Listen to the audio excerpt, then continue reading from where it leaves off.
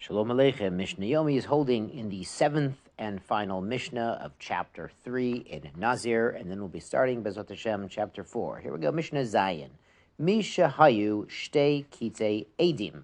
Someone had two sets of witnesses, Me'idot Oto, and they're testifying about him.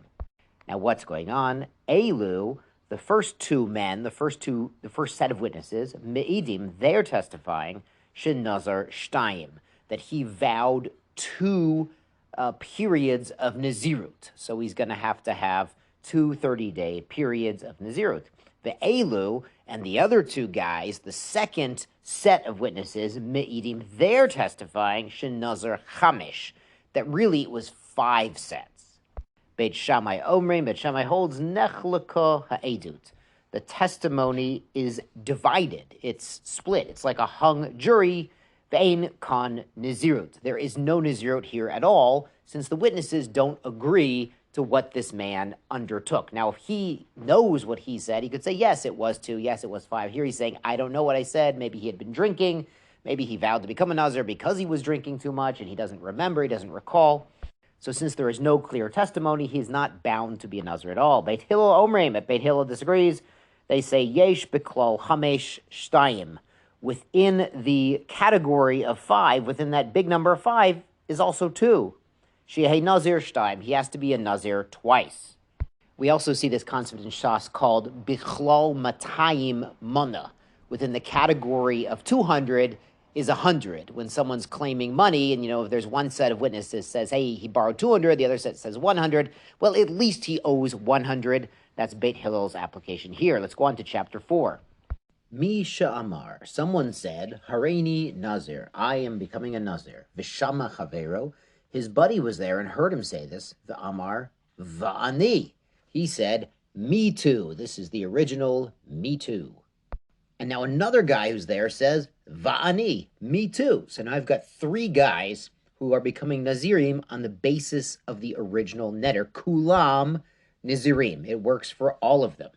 However, the Mishnah adds, Kutar Rishon. If the first vower gets his vow released, he goes to a sage, he has some regrets, he has to go to, work in the cemetery, so he goes and gets his vow undone. Hutru Chulan. All of them are released from their vow. After all, their va'ani was dependent on the first vower. Hutar Achron, if the last one was released, Ha'achron mutar, only he's released. Chulam Asuri, the first 2 guys are bound by the prohibitions of being a Nazir. Their vow is still existing. Now, it's interesting, we mentioned the same concept in Nedarim, and over in Nedarim, they mentioned if the middle guy gets released, then everybody after him is released, but everyone before him is not. They don't add that here, but the same din would apply. Now, the Mishnah goes on, Amar Hareini Nazir. So Reuven says, I'm going to be a Nazir, V'shama Chavero. Shimon, his buddy, hears it, V'amar, and he says, Pi kafiv, my mouth is like his mouth. Usari kisaro, and my hair is like his hair. Hare ze Nazir. He does become a Nazir as well. He's effectively saying, my mouth will have the same restrictions as the original vower, and my hair also the same restrictions. The Bartner speaks out. He actually does need to say, Pi kafiv, my mouth is like his mouth, miyayin, or maybe me'novi. He has to specify. Sari kisaro, my hair is like his hair, milihigozes, that it's not going to get cut. And Mishnah adds a related case, Hareini Nazir. A man says, I will become a Nazir, Shama Ishto, and his wife is there, she hears, Ve'amran, she says, Va'ani, me too.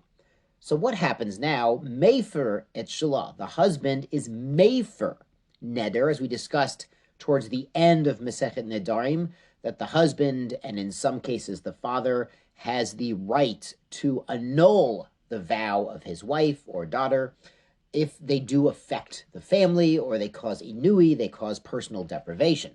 So if the wife is adding on to his netter, me too, he might decide, it's not in our best interest that she becomes a Nazir. It's self-deprivation. There could be other issues.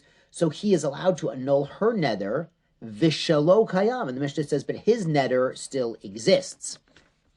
And it's a reminder of a concept we've seen generally, is that certain people take on stringencies or extra observances, or, an extra chumrah, which is literally a stringency. that's not appropriate for everyone. So it is important when people decide to go above and beyond and undertake something extra, that they don't impose that on their friends and family. Now, finally, the Mishnah brings the contrary case. She said, the wife is saying, Hareini Nazira, I'm becoming a Nazir. Vishama Baila, and the husband hears, V'amarvani, and he says, me too. So he's also becoming a Nazir along with her vow. Eino Yachol Lahafer. He cannot annul her vow. Him saying, I will also be a Nazir, is effectively affirming his vow. And as we learned in Nadarim, once a husband affirms, he can no longer annul. The Kehati brings an interesting case of an unrelated man. Another man says, Vani, bases his Nazirut off of her Nazirut. The husband could still annul her Nazirut, and in fact, that other man's Nazirut still exists, because when a husband annuls a vow, it cuts it off from this point forward. It doesn't retroactively uproot the vow as if it was never there. So a third party, interestingly, can become a Nazir through a va'ani from this man's wife, even though the man later annuls her neder of Nazirut. Yashar kochachem zay gesund.